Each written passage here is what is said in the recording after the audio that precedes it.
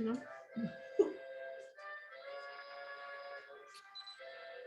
All right, welcome folks.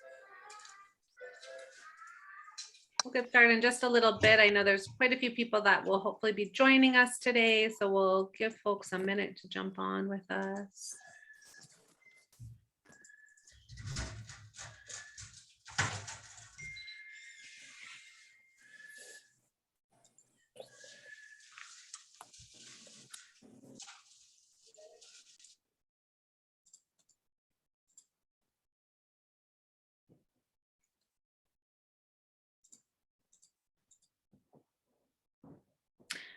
And can I ask if you can change your name title in the bottom corner of your little tile? If you know how to do that, you just right click at the top. There's a little blue button with 3 dots, and then you can rename yourself.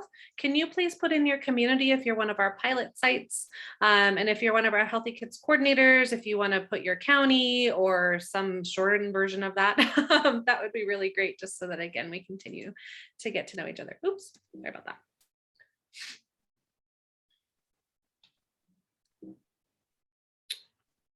Oh, now I'm stuck.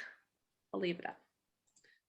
And good news to those of you that are just joining, Pam Mitchell from ECECD just shared with us that the grant programs are open now, and they will be for about 2 weeks for the New Mexico Grown for Preschools program, as well as the at-risk summer food program.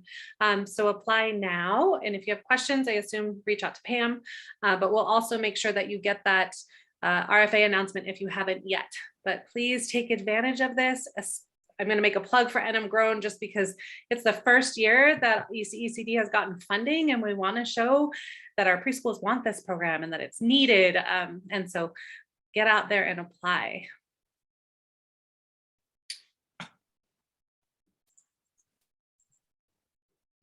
Okay. I'll give people 1 minute just because, you know, I'm often late for things, but I want to respect everyone's time here. And again, we have really great presenters today, so we have kind of a jam-packed agenda. We're going to start. Karen Powers is here to talk with us about starting an edible garden and all of her experience from working on the ground with our schools and communities. And so it has a lot to share. We're also going to hear from our pilot sites, 2 of our pilot sites in the Farm to Preschool program, about their experience starting a preschool garden at their centers. And then Corey from the DOH team is going to share with us a reminder on how you can start planning for your gardening activities. So our pilot program partners, as a reminder, right, we're doing all 4 strategies. So we're doing local procurement, nutrition education, edible gardens, and family engagement. So as you sit through today's presentation and engage with our presenters, please think about, you know, what's going to work best in your center. Are there some models that have been shared that work well for what you already have in place? We hope that when you walk away today, you feel empowered knowing that there's not one way to build a garden. It can look very different based on what you have and what you need for your kiddos and your staff. So again, there's a lot of expertise on the line, and feel free to jump in with the chat as our presenters are speaking.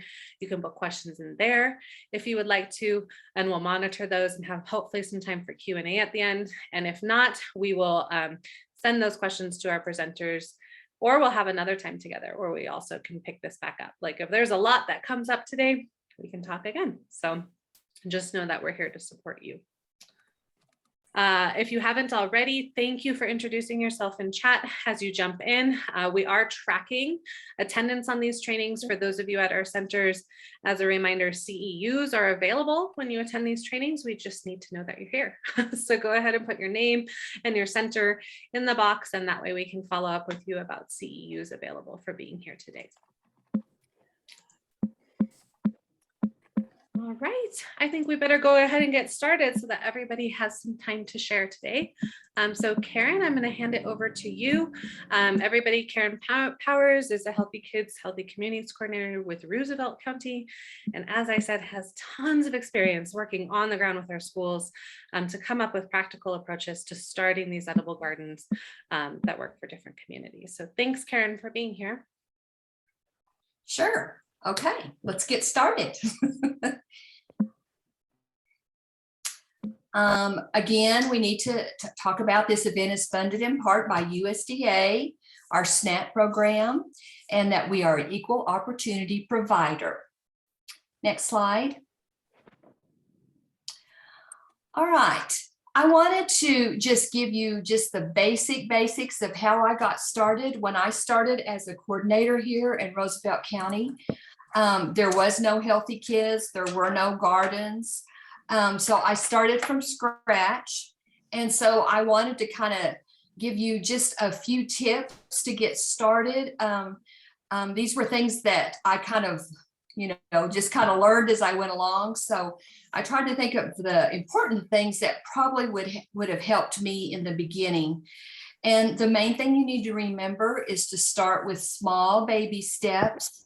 Don't think that you can just, jump right in. There's all these little things that you probably haven't thought about yet, but just start with small baby steps. The first thing that we needed to decide on a site. And in my experience, I started at one of the elementary schools here, the lower elementary schools. It had grades 1 and 2. And then I also started in one of my rural schools, which is Elida, New Mexico, which is a school and an Allsups and a few buildings. So I'm going to talk about both sites so I could just kind of give you an idea of how we started. So the first thing was to recruit some partners.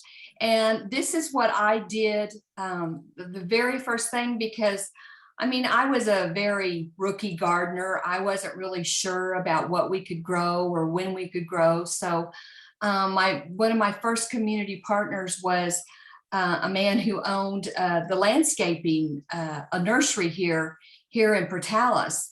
And so I just had him meet me. So he educated me very, very quickly about cold weather plantings, warm weather plantings, what would grow in our area, what was the best soil, lots of things I really hadn't thought about.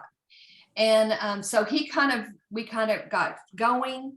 I went and talked to the principal to see if she would be on board, and if all of the faculty would be on board. And then it was time to go to the different businesses who could provide us with help, or could provide us with materials, or who could provide us with discounts. I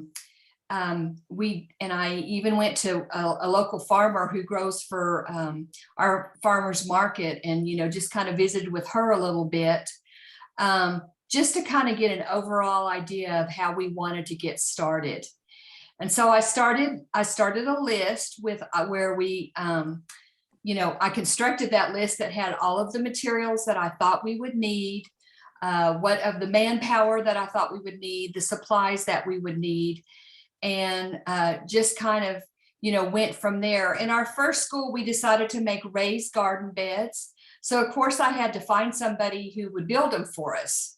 And luckily, one of the teachers at the school that I worked with first, he had a construction background, so he was more than happy to build them for us.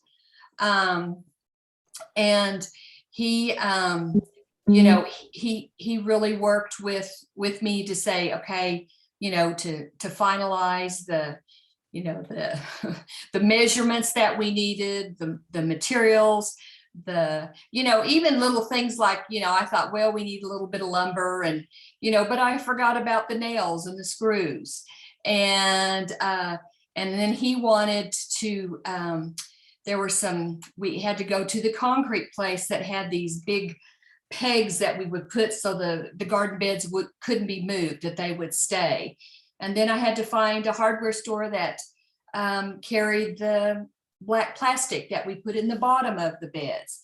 So, it was just all these little things that I had never, ever thought about, but I got it from the experts. Then research the fruits or the vegetables that you will grow in your area in the season you want to plant.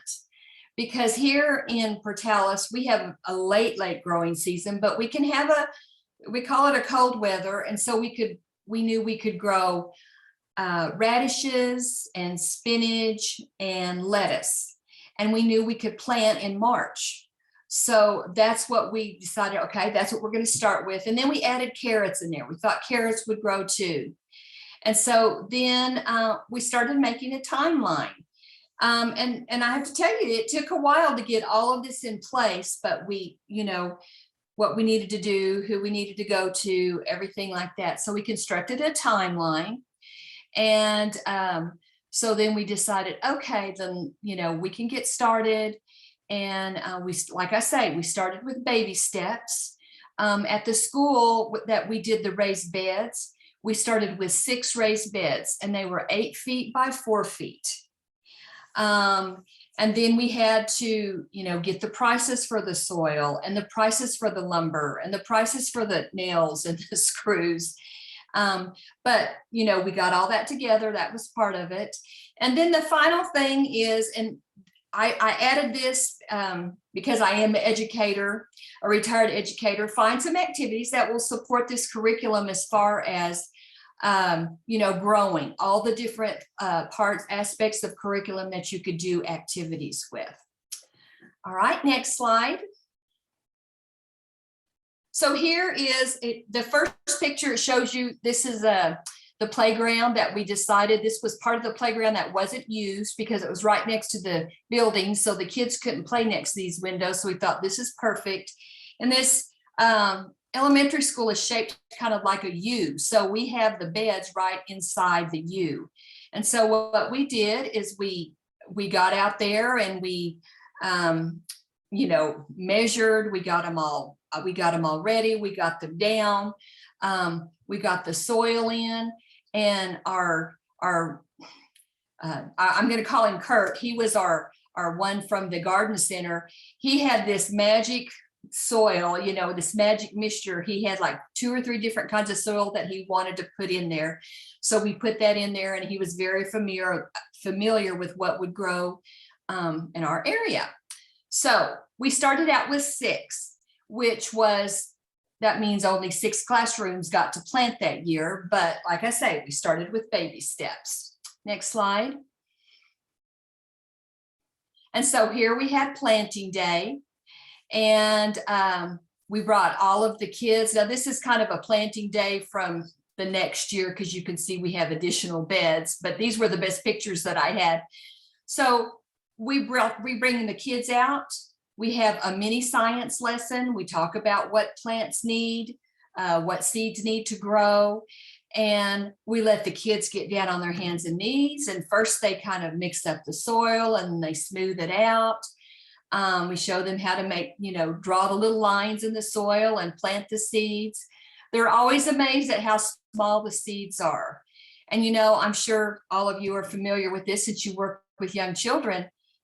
They think everything comes from Walmart or the grocery store. They don't know this process. So it's always there. It's always neat to sit there and listen to all of their comments about, oh, it's so little, this is never going to grow. But we just celebrate it. We call it planting day, and we get the kids out there and we get their hands in the dirt. Next slide. So here's their progress. And again, you can see this is where we've added the next line of beds. But, you can see we had great success. The kids are allowed to go out to the garden whenever they're out at recess, because the playground is adjacent to it. So they come and they measure and they're excited, and they check it every day. They check it every day. And then I included this one picture of one classroom who they really got into it. They journaled. They had a plant that they measured every day and just wrote down. Now I know your preschoolers couldn't do this, but they still could measure with the ruler. They might not journal it, but they get very, very excited about when their plants start growing. Next slide.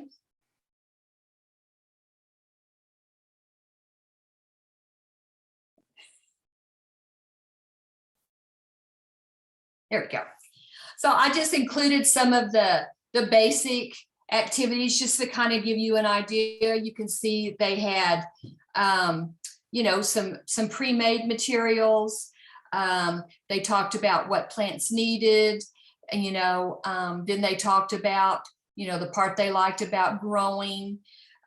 So, you can adjust this to your curriculum of what you're doing and what age you're working with. But, and this is just a few of the activities. We've had art activities and science activities, and of course, writing and reading activities. So, you can just have your own, your own ideas of what would work, but it's still kind of neat to incorporate that all so you can have cross-curricular activities. Next slide. So then we have tasting day. And so what we do is we, sometimes the kids, there's plenty after, because it does grow. There's plenty, sometimes they go out as a classroom, they did it, but we tried to do this as the entire grade level. So what we did is we harvested everything, and then we made, little samples so they could taste all three things. This year, this is the year that we just planted spinach and lettuce and radishes. And so we had that, and we had it towards the end of school. The kids came in, they got their little tray. And so we did it all together, where I said, okay, everybody pick up your spinach leaf. And we talk about it, we smell it, we touch it, we taste it. And I guarantee you that every child knew what they grew in their garden, that every one of them knew. And the majority of our kids had never tasted radishes. So that's why we decided to do it for everybody, that everybody got a taste of what everybody grew.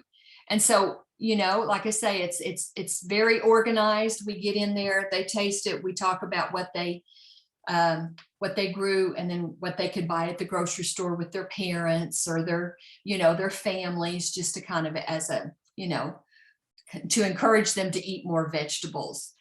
The very first year, when we had very few vegetables, we harvested them all and put them on the salad bar in the cafeteria, and the kids all tasted it from there, and they knew where it came from, because we were there, but we also said, hey, you need to taste this. This is what you grew in the garden, and they're fascinated with the whole process. So it's a very worthwhile project. Next slide. So here is in my little rural school, and we didn't really want to do raised beds, but we have these large tubs because we are farming and ranching communities. And so these are the tubs, but I understand of what they have supplements in there, and they stick them out there in the field, and for the cows to come and eat. And so these are all over our county. You see them all over. And so, we just contacted a couple of them and said, we need a bunch of these. And so they brought them to the school for us.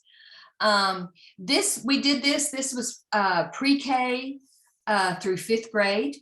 And so, but everybody got to drill the holes in the bottom. Then we did the magic soil again that we got from Kurt. You can see these are our preschoolers in the last two pictures. And you can see they were so excited and so fascinated with the size of the seeds. Next picture. And so here we have, this is the planning day where we had everybody come, and, the big kids help the little kids, and they get really excited. And you can see this is just an area behind the school. So what's nice about these tubs, the first time we planted in a different spot. And so this year we planted in a different spot. So that's what's nice about planting in these large tubs. And they do yield quite a bit. The plants do grow in it, and they yield a lot. Next slide. So here we have where they have the harvesting and the tasting. And what they did is they harvested everything, got it washed, and then it was in the cafeteria. And so the way Elida has, they always have extra fruits and vegetables every day that they offer the kids besides the meals, and they have this special table for it. So all of the kids went up and got to taste what they had grown. They were quite excited about that. All right. Next slide. Okay, so I just wanted to show you that there's possibilities. There's many different ways that you can grow. One nice thing is that if you get this mini grant, you're going to have the funds. You're not going to have to do any fundraising to go out, which is what I did. I wrote Walmart grants. I wrote helped write Clean and Beautiful grants with the city. I beg businesses, can you give this to it at cost, or would you discount, or would you give it to us? But it's paid off. It has paid off. It's a very worthwhile activity. Like at our first school now, and we have 24 raised beds at our elementary school. So every classroom, including the special education classrooms, get to plant. And we've had a planting day. Everything's growing like it should. We're going to have a health day at the last day of school. We're going to start with tasting from the garden, and then they're going to have a color run. So you can see how you can incorporate this within your day and do lots of fun things with it. Thanks so much, Karen. I really appreciate, it was so beautiful to see all those photos, and what a great story that tells. And also thanks for talking about fundraising. You guys all do have funding, but I think there's some folks that are on the line that might not, or that are representing senior centers and others. Walmart, Sprouts has funding available if you have a Sprouts in your community. Lowe's will often do in-kind donations. In my experience, I don't know about you, Karen, but like local Ace Hardwares will sometimes do this, depending, because they're franchised, so they're owned by your community members. Are there any other go-tos you'd recommend for asking for discounts or grants? Well, the first year when I did a Walmart grant, I got $1,000. I just asked for the moon, because about 6 beds it was about $1,000 between the discounted lumber and the soil is the big, and of course now we don't have to do that. We do, and I didn't mention this, but we do our own composting now. So now we don't have to have any additional soil. We have composting lessons with the kids, and that's a whole other story. It's really cute how that, but now we have a composting bin at both gardens. And so the kids bring the stuff to compost, so they understand the concept. And so, yes, and then I happen to, I think, all communities have this Clean and Beautiful grant that they can apply for. And I just happened to be at the right place at the right time and got with that. And so the last 5 years, they have included our garden in the Clean and Beautiful grant. And, 1 year we got $1,000, 1 year we got $300 to add trees. And so you just got to keep your ears open, and, hopefully, you find out. We've had churches who have given us money in the beginning, because they were, supporting the schools. And so, and we're a very, very small community. And so, like the owner of the lumber yard, I taught his children. So, you just use every connection that you can. He discounted lumber big time, and that's when lumber went through the roof. Yeah. And so, and of course, Kurt, he really gives us huge discounts, every year, of garden supplies and seeds and soil, whatever we need. He's very community minded. But the one thing I have to say is, because I have heard this from all of our community sponsors, because whenever they do anything, I always make sure that school writes a thank you note, or the kids make a thank you note. I've taken pictures to them, that you always thank them, because they say everybody wants money or everybody wants support, but they're not willing to thank us. And so I always make sure, even if it's something minor, I always make sure that there's, even if it's just me, or if it's, but, when we got the garden going really well, we got a big sign that we thanked all of our community partners. And I took a big 8x10 and took a copy of that picture to everybody, who had contributed that, so they knew that they were being thanked. What a great idea. Thank you, Karen, for all of that information. And folks, if you have questions, throw them in the chat. Otherwise, at the end, we should have some time for questions. And we'll also make sure that you can reach out to Karen as a resource. She put her information in the slide deck. It's at the end. But thank you so much. All right, I'm going to pass it over to Alberto to introduce our two pilot site presenters today. Yes, hello everyone. And thank you, Karen. That's a great experience that you're sharing with us and great tips, right? So, yeah, again, my name is Alberto Zavala. I'm Healthy Kids, Healthy Preschool Coordinator. And I'm really happy to introduce two of our pilot sites that are here down in Doña Ana County, which is Bumblebee in Sunland Park. This site has been working with us for years already on the challenge, the wellness preschool, and this time it's working as well with farm to preschool. So thank you for working with us. And today we have Vernice Rodriguez and Anel Zamora from Sunland Park who are going to be talking to us about the experience they had in the garden they built last year. So Vernice, thank you, and the floor is yours. Thank you, Mr. Alberto. So we started this gardening process in September of 2019. After we did meet with Mr. Zavala, he went to our center and told us about this new pilot that might start. And we just figured, okay, let's start experimenting with what we know, what we can do, and how we can start it. So we just bought one raised bed, as you can see here in the pictures at that one time. And we just did it with our preschool classroom. So we're a learning center here down in Sunland Park, and we're very small. We have 4 classrooms in total. And this was our pre-K classroom. And they started with flowers. So they got flower seeds and they planted the flower seeds.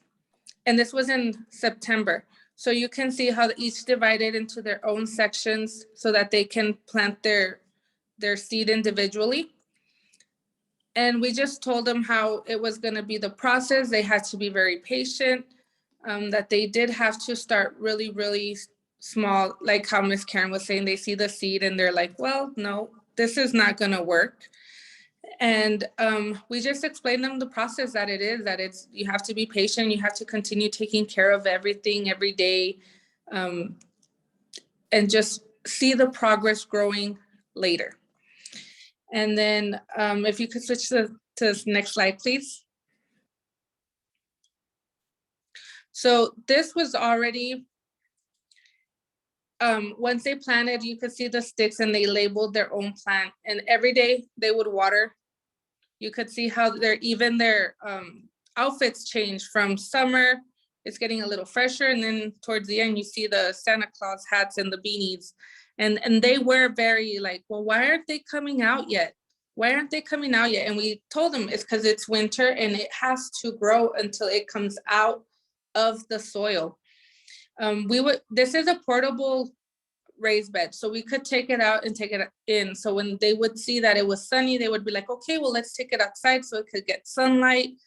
And it was just them giving ideas of how they could think it would grow.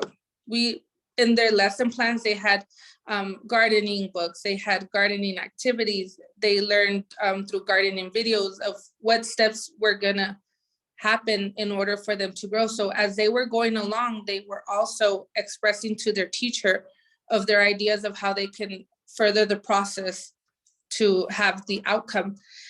And then if you could just also see how they were totally keeping to their own spots. Each child would take care of its own plant. So that's something really cool that we thought was interesting, that they would nurture their own plants. And then if you can go to the next slide, please.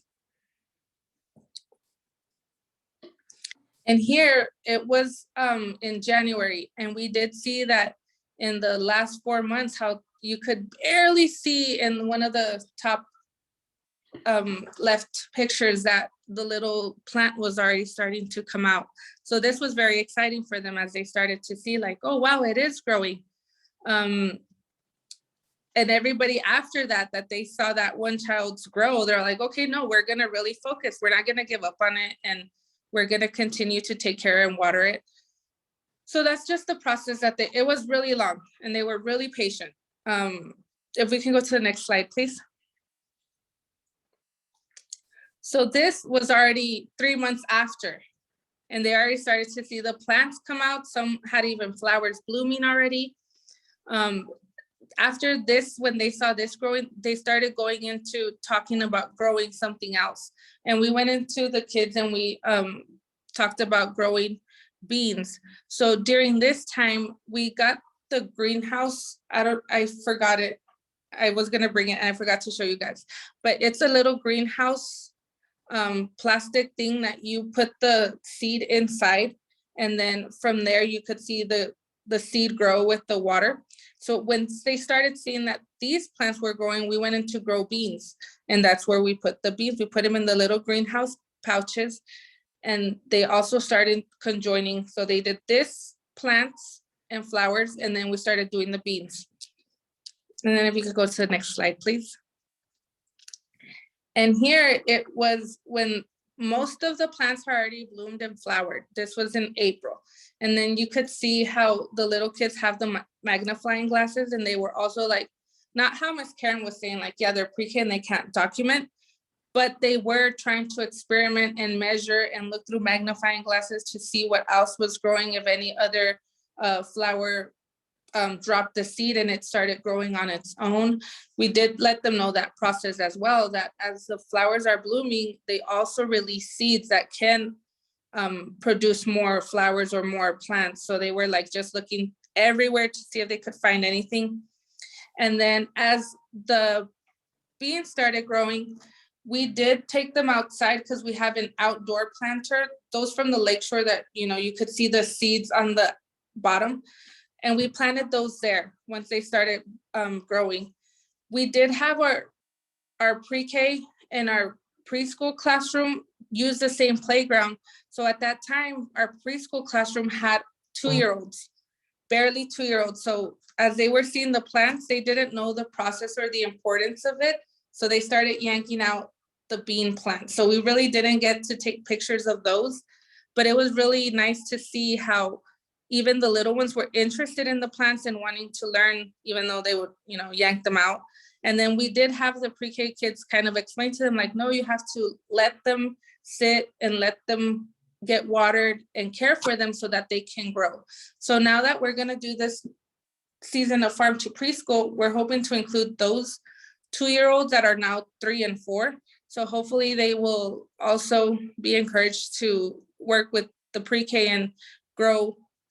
Now that it's going to be vegetables and fruits that they're going to eat, I'm hoping that that will really, really just make them try so hard to care for this garden. We did plant, we actually did that today. We had planting day today.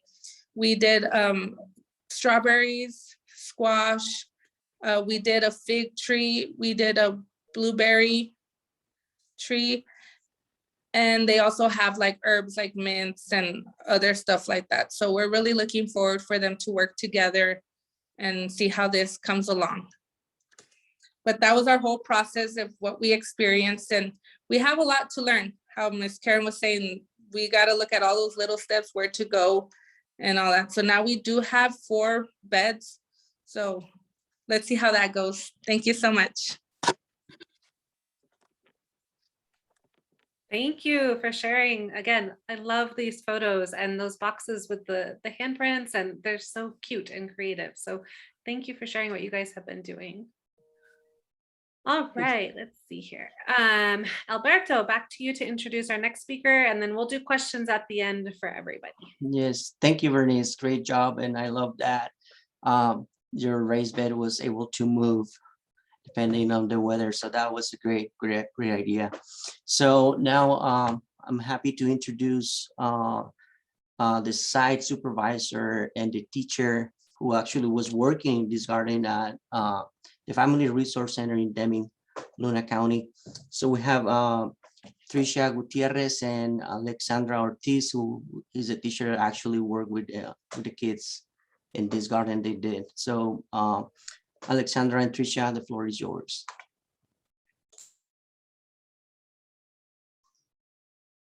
Hi, I'm Alexandra. I'm the pre-K teacher Can you guys hear me good? Okay. So basically, when we started this garden, we did it just for fun. We got a donation of the garden beds. I don't know where our pictures are at. Are they up or okay? We got a big old donation from someone in the city that came and built the bed for us. So we had it built and it was just sitting there. So this was in the beginning, this was my other co-teacher, the Head Start teacher, Miss Stephanie, in her class. So that's only one side of the garden. So it's a pretty big bed. So it sat there for a while and I was like, you know what? We were like, we're gonna do this. Let's just start, let's do it together. You do one side, I do the other side. And so we did it, me and Miss Stephanie, we dug it up. We actually had a parent that had put that together. So we dug it up, we had the kids in there. We had donations from the parents. They brought the seeds to us at this time because this was before we got the grant. So we had zucchini, we had everything. We had different vegetables and sunflowers. So we kind of separated it on one side, vegetables on one side and the flowers on the other.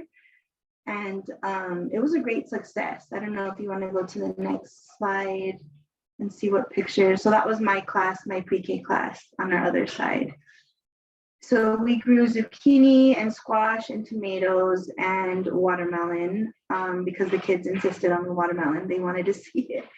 And so it became very successful. We started growing every day, watering it every day. The kids, after they planted their seeds, they check on it. We had a big hose and we bring it over. And it was really like teamwork. We both of the classes took care of it, one side the Head Start and the other pre-K. And so we did grow. It makes me sad that we didn't get a bunch of pictures. I don't know what other pictures if you want to change it, because it was, like I said, it was just spontaneous. And that was two of my students that were planting their seeds. They were in there and they were planting their seeds. And then you can go to the next one. And that was planting as well. And then watering. You can see back there that our vegetables and our flowers were already starting to grow. And we got some pretty big sunflowers. It was beautiful. So our big hit was the squash and the sunflowers. And so I think there's another picture of when we picked it. So that was one of many so the kids got to pick it. Of course we helped them, but they got to pick it and we tried it. The cook, came in and chopped it up in front of them and cooked it for us, and we ate it for lunch with whatever side we were having.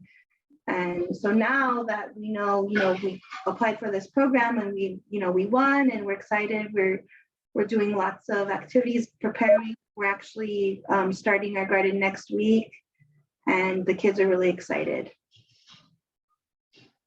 I don't know if there's any other pictures. That was one of our big sunflowers. So we've been learning about, we did the cycle of a plant, parts of a plant, germinating seeds, and now we're planting our garden this week. So we're excited. I think that's it. Thank you so much for sharing. Again, it's just so great to see these pictures and see different ways, right, of building these gardens in different ways that the kids are interacting. I love the sunflowers. Those are so fun. Did you guys save any of the seeds from your sunflowers? I'm just curious. We actually did in the summer, because we had a mini summer program. We did save them, but the kids ended up taking them because they wanted to do them at home. Because there was tons. It was crazy. Some of them had never seen, they couldn't get, that they came from the flower they grew. So it was awesome. They were huge. It's amazing.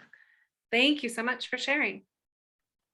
All right, I'm gonna pass it over to my friend and colleague Corey now to get us all inspired about thinking about your garden goals and the tools that we have for that. So Corey, we've got probably about 10, maybe 15 minutes, even if we want to also encourage some brainstorming or whatever you think, and then we'll move on to questions, because I'm sure some of you out there have questions for our presenters today.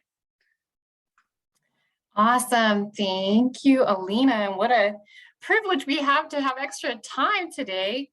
There is just so many good presenters. They were really to the point. That's like the best kind of presenter, right? Thank you so much, Karen, Alexandra, and Bernice. That was beautiful.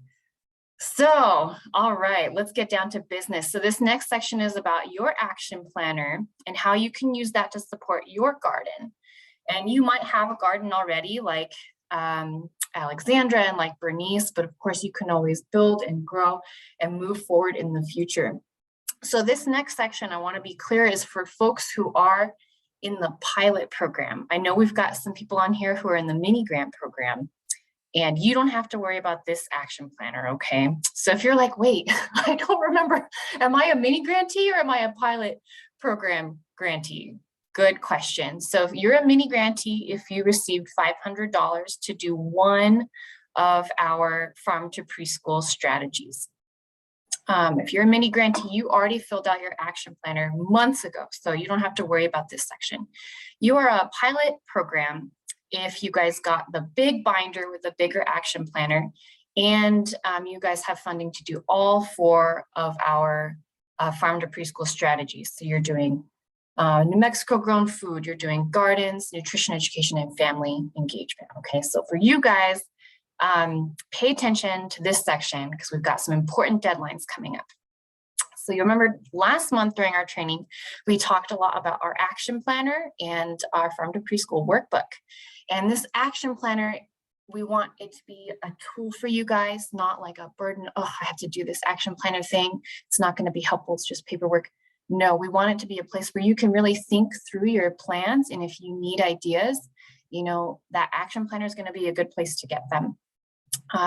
So last month we said that the action planners were due on Friday, May 3rd. So that's not this Friday, but next Friday. But we're changing that. We're going to give you guys 1 extra week. So you have just a little bit more time to really think through what you want to do for each of our strategies. It's going to be due Friday, May 13th. Okay.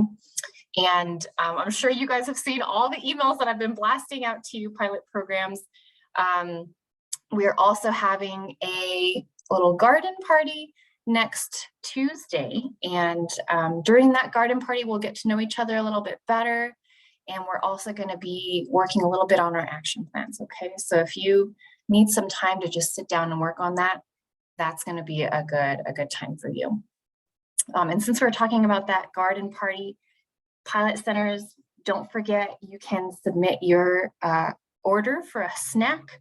You got to do that by the end of today. Otherwise, we won't be able to mail it to you in time for the garden party. So please go do that. I know it's going to be great. Submit your order for snacks. So don't change the screen just yet. I know I've been kind of slow on this one, Alina, but so this is the first page of your garden action planner. And it says edible gardens at the top, but you know, like Karen said, you can start small. Baby steps are okay. If you want to start with a pollinator garden with some flowers in there, and you can, you know, have the bees come in and talk about that process with your kids, that's totally okay, because really it's the experience of seeing a teeny tiny seed grow into this big plant that can, you know, sustain life.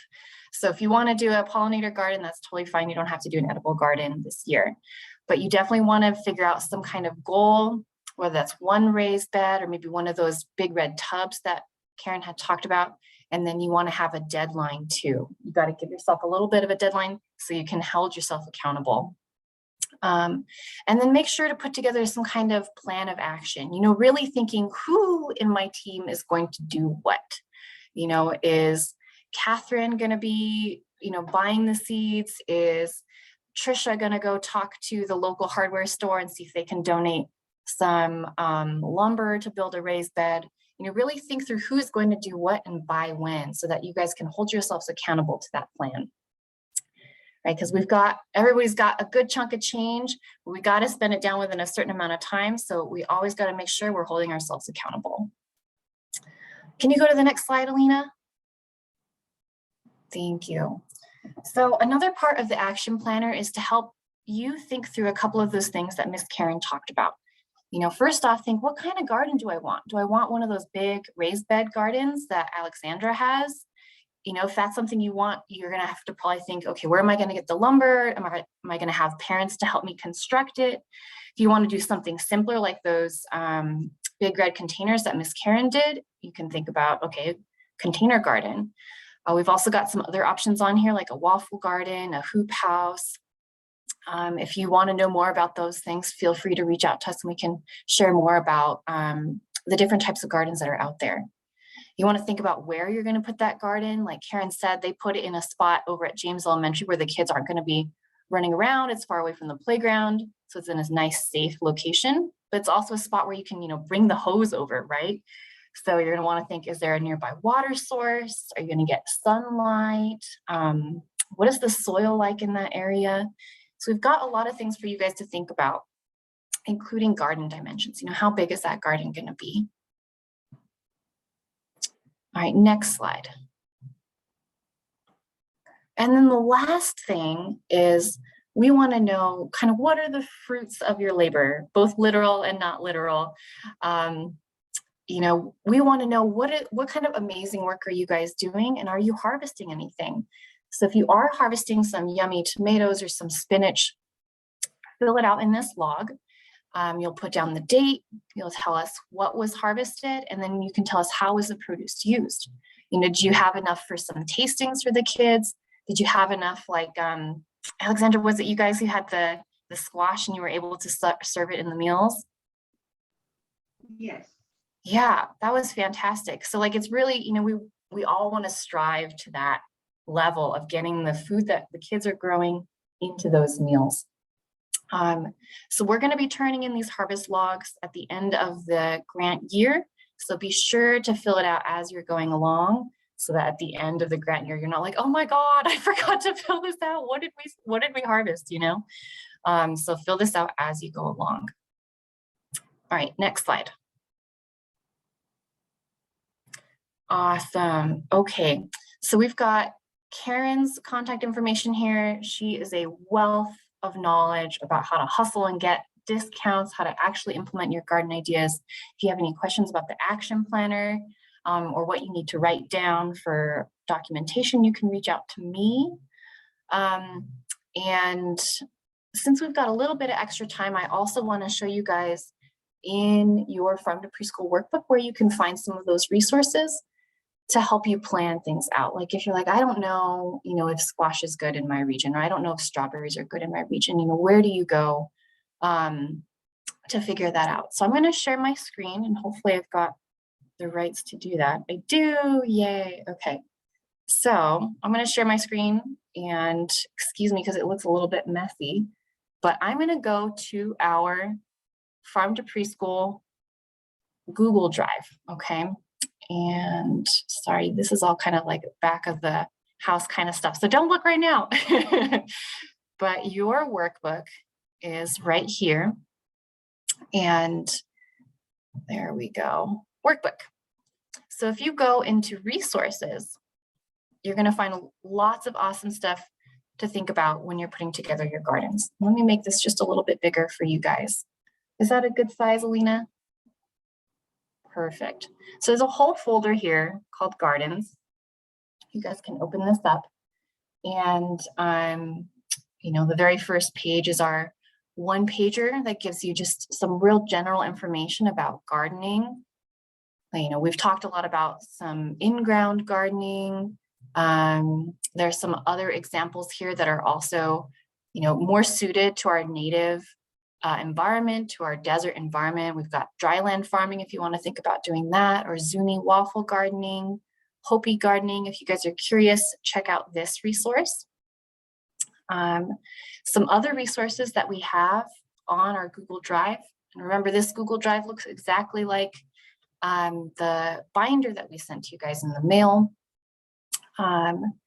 If you want to know, like, what kind of activities can I do with my kiddos? Like Karen said, there are some things that are appropriate for, elementary school kids that are not necessarily appropriate for your Head Start. And even in, the early care world from 0 to 5 years old, there are a lot of different things that you need to be doing to tailor it to different age groups.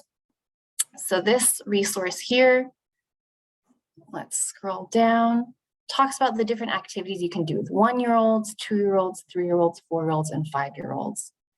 Right, so if you need ideas, check that out. Some examples they have are like planting. 1-year-olds can touch and feel the different types of seeds that you have. Whereas 5-year-olds, they can actually plant those small seeds using some kind of guide or, you know, a ruler to say, okay, the seeds have to be 5 inches apart. Okay. And let's look at one more resource while I've got you guys all together. And that's going to be this NMSU Growing Zones for Gardens. Okay, this is a really, really awesome resource from New Mexico State University that's really built, you know, specifically for New Mexico. So I'm going to zoom out here. And this map shows, you know, which growing zone you all are in. Right, so if you're down in Doña Ana County, most of that is going to be Area 1. It'll tell you when you have frost-free days if you're going to be putting your garden outside. And then depending on what area you are, this will tell you when is a good time to start planting asparagus or beans, broccoli, cabbage, cucumber. So this is a really great resource for doing that kind of higher level planning around what you want to grow and when it should go in the ground. Okay, so I've hogged enough of the time. I'm going to hop off and give it back to you, Alina. Thanks, Corey. Thanks for sharing those resources. And as a reminder, also in the workbook, in case you are working on your goals and you're trying to come up with your shopping list, there is a shopping list in there for potential things that we sort of curated, knowing what gardens often need. Again, it's not for one particular type of model, but it might have those little things like Karen said that you don't think of, right? Like a watering wand, or like one of those adapters to make your hose two pieces, so you're not running back and forth and having to get more invoices. So we really want to help you with your planning. So that is another tool available in the workbook online. And one quick note about that too, Alina, is that list is not a requirement. You don't have to buy those, but those are places where you can get ideas. You know, if I'm like, oh, I've never done a garden before, where do I get ideas? That list. So you can buy from anyone, from any supplier, anything related to gardens, but that's a good place for ideas. Yeah, exactly. So yeah, and we want to encourage you. We know it's hard to get products right now for certain things, but encourage you to buy local as much as you can. You know, on that list, you'll see a lot of Amazon links, and that's just because it's accessible for everyone, but try to support your local businesses where you can. If you need any support, understanding if something that you want to purchase is allowable, you can reach out to us and we'll let you know. You know, probably don't buy a tractor, but otherwise we're going to allow lots of things with that. We might ask you some questions about what kind of garden you're trying to build, just to help you think it through. But I want to just, again, thank you to all our presenters, and I want to allow a little bit of time for questions. So hopefully you're out there thinking, those models might work in my community, or I like this idea, but I want to learn a little more. So let's open it up for questions for all of our presenters.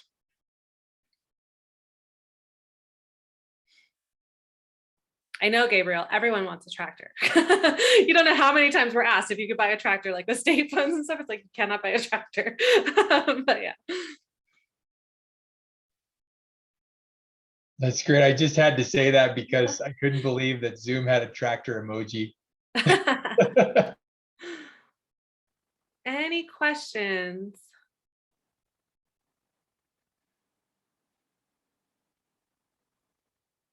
I have one for Karen. Karen, in your experience when it comes to lumber, right? What kind of lumber are we looking for? Do we want cedar?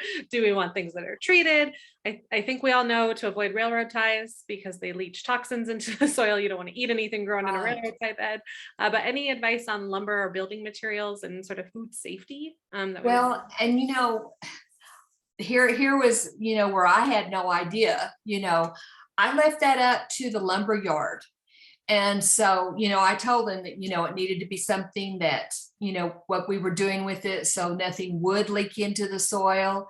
And so he says, I've got exactly what you want. And, you know, what was funny was, you know, we built the first 6 and, you know, of course they were gorgeous, you know, they were beautiful. Then the next year is when we added 6 more, and the lumber, that's when lumber went sky high.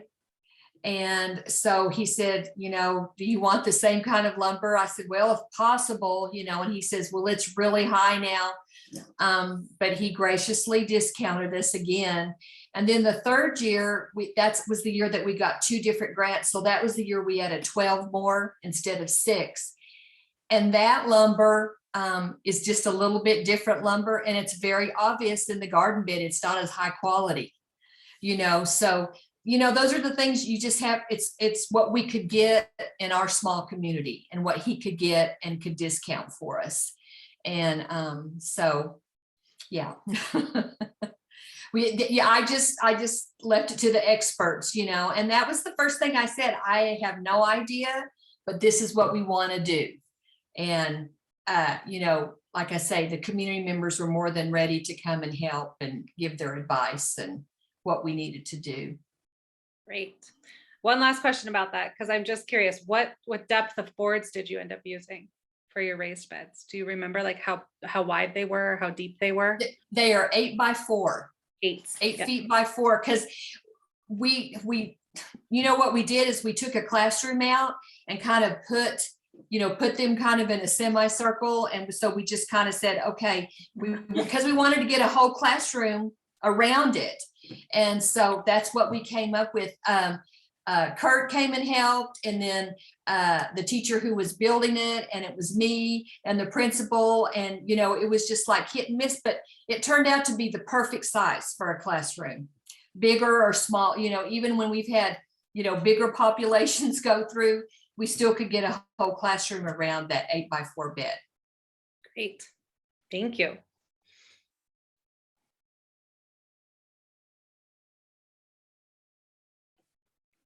Other questions for our presenters? I saw Corey put something in the chat.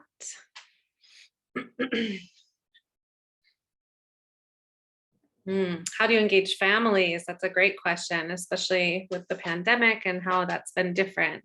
If anyone wants to jump in and share about that, we'd love to hear.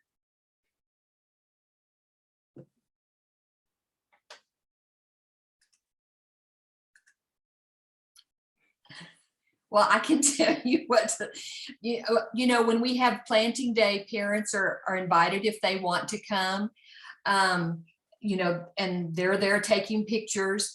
During the summer when we have a summer planting, and that's a whole different group of population who plants.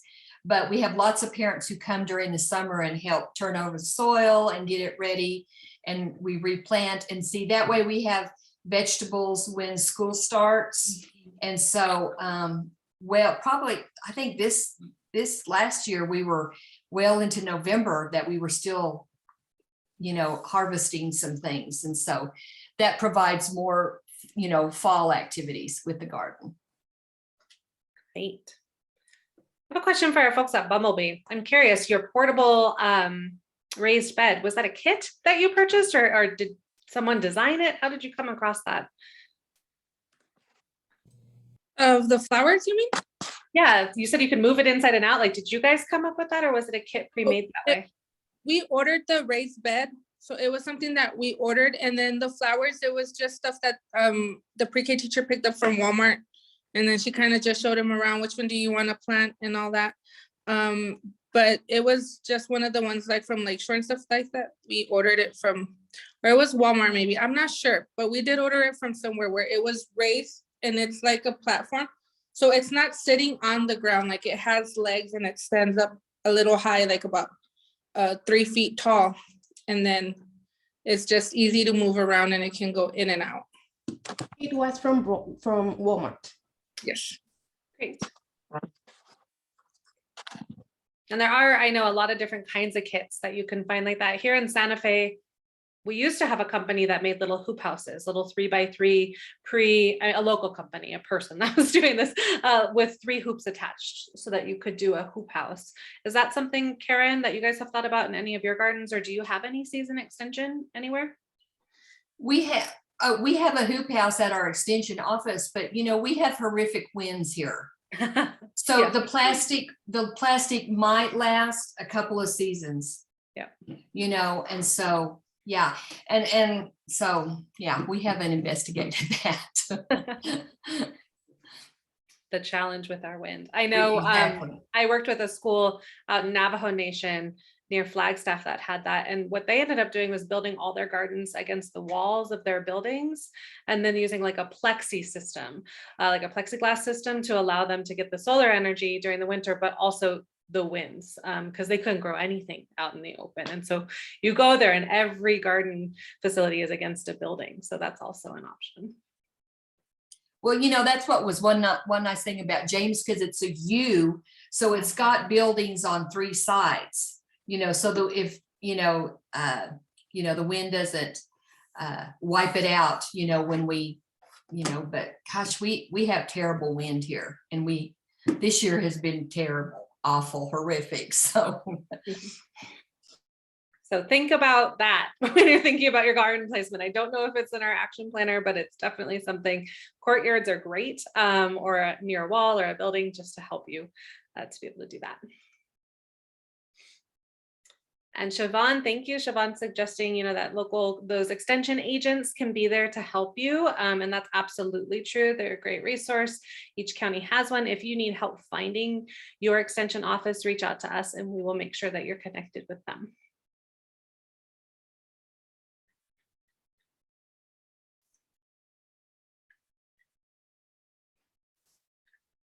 I wanted to ask something based on other resources. Is there anything that there has, like, as far as to plagues, or what plagues would be in our area, or anything like that as we go planting or have our gardens in season? Did you say like diseases or what? I'm sorry, I missed what you said. Yeah, Yeah. I think NMSU, I don't know if it's in that guide, but definitely the extension agents can tell you what are the specific problems, like, right, squash bugs, I think, are universal, for instance, and there's ways for dealing with that. And you'll want to know that because it depends when you plant often to deal with some of these issues that we have, both pests and diseases that come. Also, right, like curly top and that white mold that comes on our brassicas. And so NMSU, they have tons of resources on their website, but we could also see about picking something and sharing it with y'all, because that's a really good point. Okay, thank you so much. Yeah. And the extensions office, they're more than willing. I mean, they've come out to our garden and looked at it and told us, they looked at it and said, oh, this is what you need, or this is, so they're more than happy to come and help. So just holler at them, have them come look at your garden. Absolutely. Great. Well, thank you again to all of our presenters and to all of you for being here today. I know I'm feeling like it's time up here in Santa Fe, all the leaves are on and flowers, and it feels like it's time to get out in the garden. So this was a great opportunity to get inspired and look forward to seeing what all of you create this year. Again, there is no one way to do this. Start small and remember that gardens are not just about producing food, right? But producing experiences for our little ones and for your staff. And so don't get discouraged and start small, and we're here to support you. And you have a whole community around you doing the same. So we look forward to seeing you next week for the garden party. We'll get to know each other more, share resources, talk about your plans. And if any questions come up, please reach out to Karen or myself or Corey, and we'll send out the PowerPoint and the recording as always, so you can access this information after. All right, thank you everybody. Have a wonderful week. See you next week. Thank you, everyone. Thank you, everyone. I think